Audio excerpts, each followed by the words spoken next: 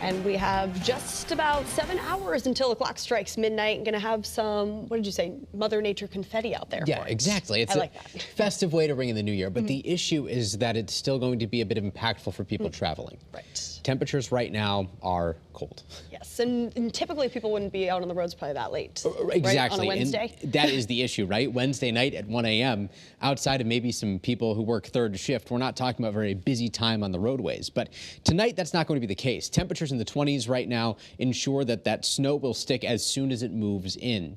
We are expecting the first flakes to fly between 9 and 11 o'clock tonight. So around 10 o'clock is when we'll likely see that happen. And the snow showers will continue through the pre-dawn hours, clearing up pretty quickly tomorrow. By 7 o'clock tomorrow morning, we are dry, but you'll note temperatures will be dropping starting at 5 a.m., falling as we get closer to say, lunchtime hour tomorrow. First Alert Futurecast shows the clouds thickening up a bit more as the night goes on. Here are the snow showers moving in between 9 and 10 o'clock. Those first snow showers build in 11 o'clock tonight. We're tracking snow almost statewide. These snow showers continue through the pre-dawn hours, 1 a.m. still snowing, and then by say 4 or 5 in the morning, we get that one last burst of snow as the cold front swings through. And then tomorrow, a First Alert weather day as well, because the wind will pick up. Temperatures reach their peak before the sun rises, dropping as the day goes on. We'll see temperatures down into the lower 20s, 20 to 25 degrees by 3 o'clock tomorrow afternoon. By this time tomorrow night, we're between about 15 and 20 degrees.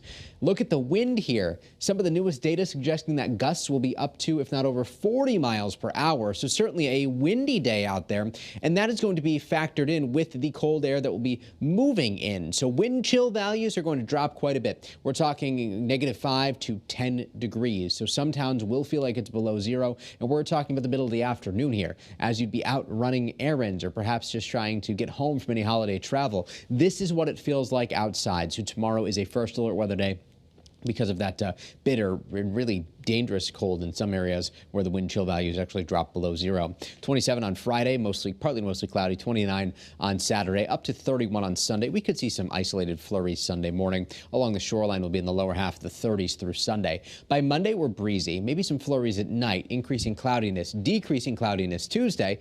We're back in the upper 30s. By Wednesday, we are talking low 40s. Just to put things in perspective here, starting tomorrow, our normal high temperature is 37 degrees. Normal low is 21. By the end of the month, it's 36. Normal low is 18. Normal high is 36, I should say. Normal low is 18. And we do typically see over 14 inches of snow in the month of January for the Hartford area.